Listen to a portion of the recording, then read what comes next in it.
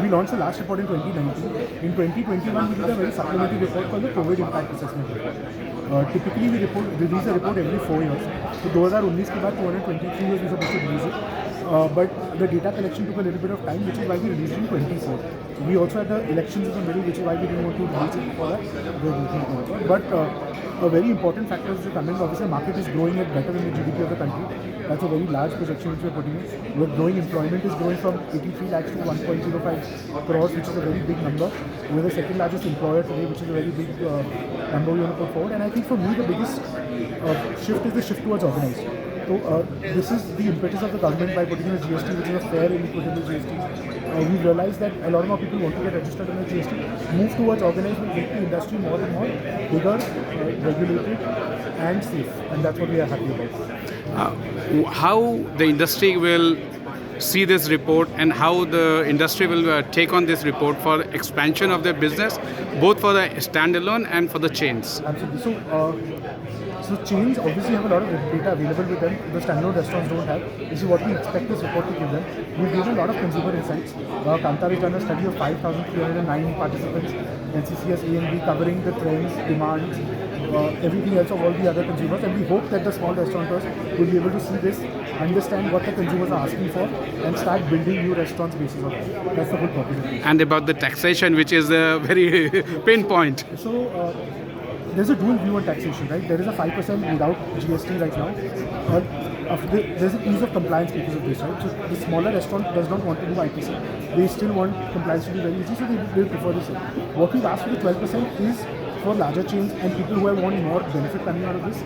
What this will do is it will unlock a lot of value which is being lost and eventually open up a lot more restaurants. So we've asked for a dual tax structure, which is 5% which continues right now and the 12% will continue. Incidentally, LG of Delhi has just released another online portal for restaurants and all the businesses to get the license. That will ease out and give a lot of impetus to Delhi as we always lag behind Mumbai.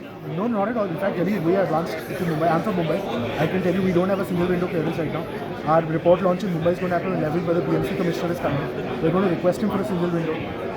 A lot of arcane laws are still there in Mumbai which need to be overlooked. There's this unfortunate incident which happened in Pune with the accident. Following that, there's been a lot of knee-jerk reaction to shutting down restaurants. And that lends to the fact that because the Excise Act in India is obviously prohibition and it is also arcane. A lot of things we want modified. We request the government to help us understand. Safety is very important, without doubt, but we cannot have a knee-jerk reaction to the industry every time, where if something has happened and suddenly you target the industry and shut down restaurants. And India being a very big country, you cannot have what happens in one state or one city, mega city, it can be replicated in another city. Absolutely. So, excise is a state subject. Every state has their own laws.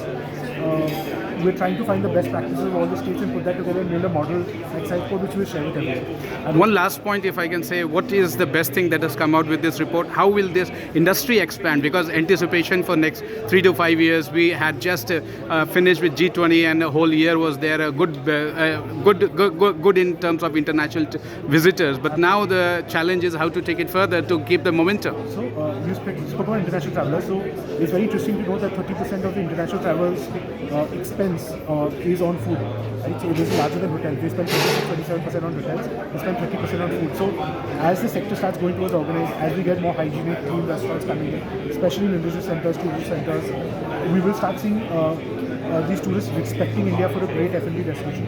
We already see a lot of regional food coming in as a tourism driver, where you will see people traveling to certain parts of the country just to eat their food. We mentioned Indore. A lot of people who actually go to Indore, obviously to Mahakal, and they also go to eat the Sarafan. So we're seeing food growing as a tourism driver, which is a very important item. And that's a very important because a lot of tier 2 cities are also coming up, maybe almost a dozen tier 2 cities which are competing to get the top numero uno spot. Absolutely, and everyone's got a great food culture, right? So Indore is there, there's Hyderabad which has their own food culture, there's Ahmedabad which has their own food culture, and it's now also the food which is driving tourists to a certain city.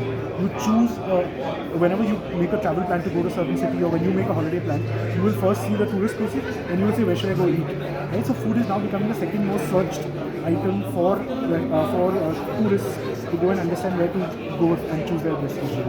It's very interesting. Thank you very, very much.